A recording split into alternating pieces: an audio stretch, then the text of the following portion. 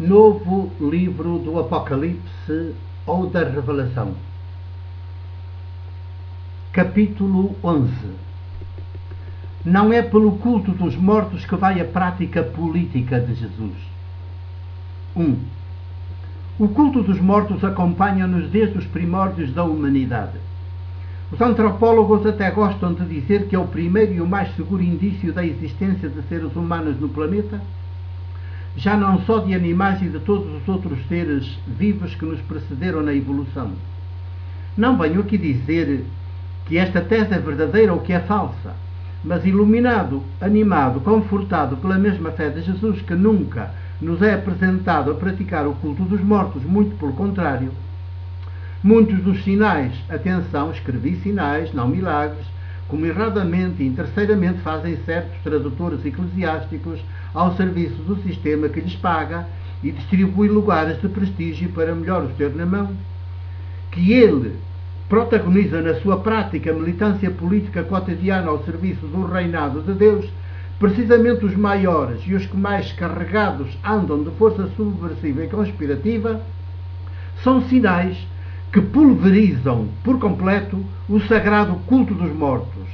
Atrevo-me então a dizer, revelar aqui, que esse é um culto com que eu de modo algum me identifico ou me ocupo desde há muitos anos, e que até tenho como a expressão maior, ou pelo menos a expressão historicamente mais persistente do paganismo religioso que ainda hoje, com tristeza e indignação o digo, nos cerca, condiciona e desumaniza por todos os lados.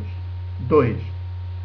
E digo mais, ou resistimos como num duelo, e como Jesus sempre fez, ao sagrado culto dos mortos, e subvertemo-lo sem descanso, e subvertemos tudo o que hoje está aí, direta ou indiretamente relacionado com ele. Pensem por momentos, se forem capazes, até onde já vai a extensão e a profundidade do negócio e do lucro que este culto dos mortos atualmente representa, proporciona e fomenta, pelo menos nos países do Ocidente, também no nosso, desde os cangalheiros mais vulgares ou mais refinados e para bolsas bem recheadas, aos párocos que sacrilegamente rezam, vendem missas pelos mortos. E ao mesmo tempo ousamos inventar, criar, introduzir na sociedade práticas alternativas de culto, respeito, amor pelos vivos, nossos concidadãos e nossos contemporâneos, e pela vida de qualidade e abundância para todas as pessoas e para todos os povos, onde quer que estejam, e qualquer que seja a cor da sua pele, língua ou cultura, tal e qual como Jesus paradigmaticamente sempre fez também no seu pequeno país, ou então nunca mais chegaremos a alcançar a dimensão plenamente humana a que estamos chamados desde antes da nossa concepção no útero materno. 3. O culto medo da morte é o que há de mais irracional e humanamente perigoso à face da terra. É um culto medo que torna irracionais aqueles que se deixam possuir, atravessar, conduzir por ele. Basta pensar no caso dos homens, mulheres bomba, hoje desgraçadamente tão em moda, e naqueles que os educam, mentalizam para esse protagonismo suicida, genocida. 4.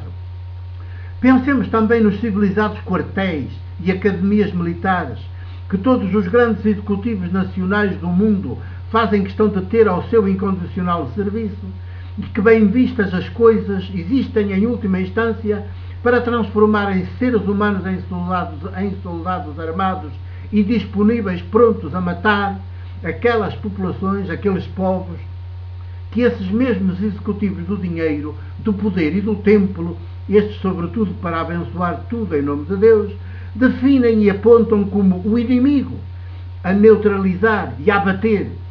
Vejam que nunca dizem como Jesus que essas populações, esses povos, são o nosso próximo, o outro distinto de nós, a quem devemos amar, até dar a vida por elas, por eles. 5. Basta percorrer em diagonal os 4 evangelhos canónicos e logo vemos que não é pelo culto dos mortos que vai a prática política cotidiana de Jesus. Muito pelo contrário.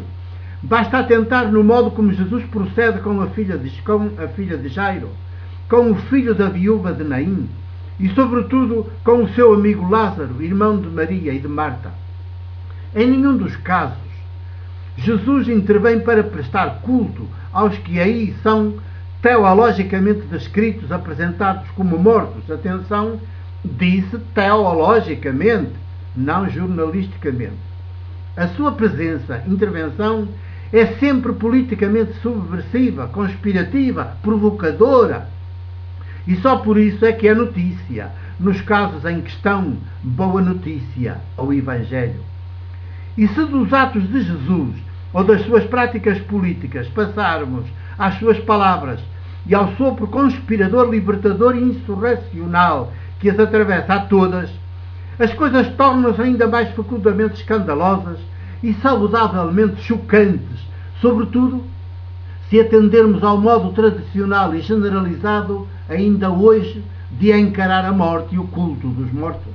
6. Por exemplo, a um dos homens que Jesus convida a fazer-se seu discípulo e consequentemente fazer suas as causas do reinado de Deus, entenda-se em linguagem de hoje, trabalhar afincadamente com toda a inteligência e com todo o afeto para que ganhe corpo na história uma ordem económica e política mundial que garanta vida e vida em abundância para todos os seres humanos e para todos os seres vivos, em todos os tempos e lugares, a qual progressivamente derruba e substitua esta nossa presente ordem mundial do dinheiro, intrinsecamente perversa e obscena, que ele é a única coisa necessária que todos os seres humanos conscientes e responsáveis sempre havemos de fazer.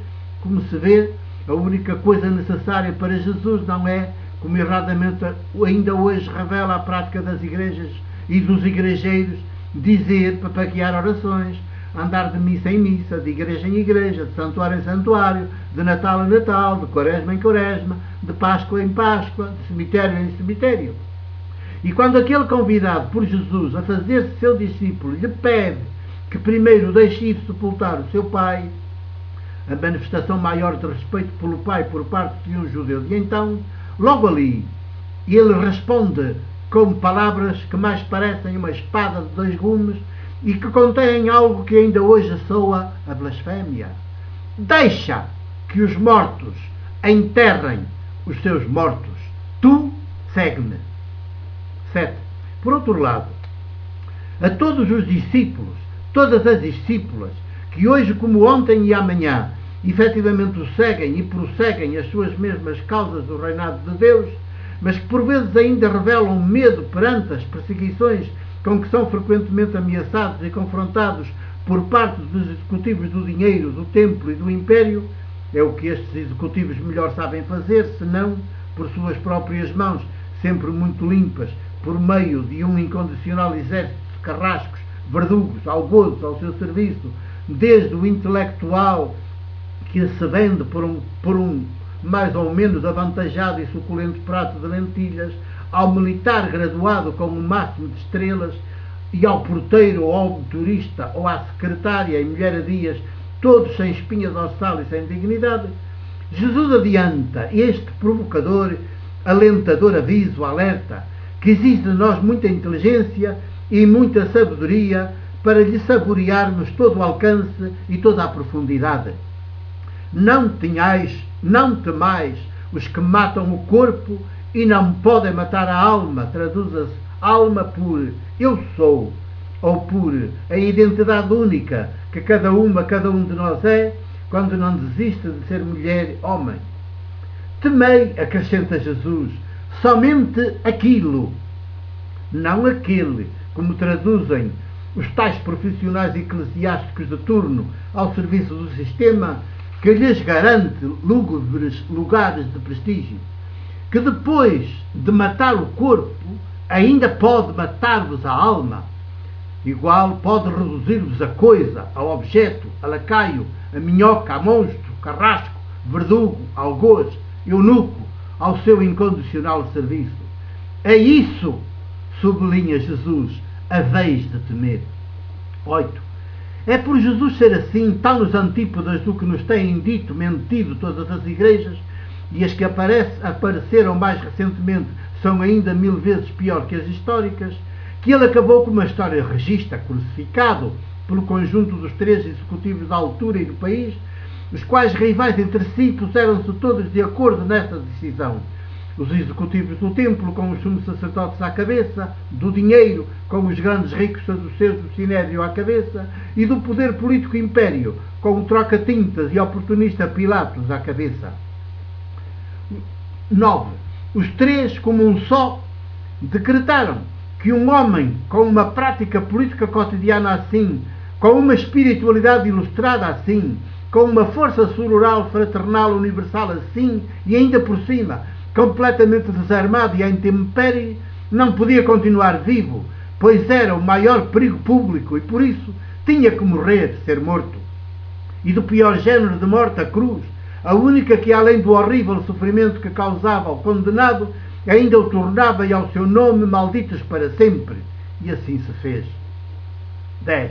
Mais tarde, quando esses mesmos executivos se deram conta de que ele estranhamente prosseguia entre eles e a desmascará-los como perversos, sob a forma de corpo, sopro, espírito, e que assim já nada podiam fazer para o aniquilar, nem sequer podiam promover-lhe um perpétuo culto num luxuoso monumento funerário, sempre tinha sido assim que os executivos dos antepassados deles haviam feito aos profetas que os seus pais haviam mandado assassinar, para que desse modo a sua memória deixasse de incomodar, não se tornasse subversiva e perigosa, lá acabaram na sua perversidade por inventar uma obscenidade ainda maior que a dos antepassados.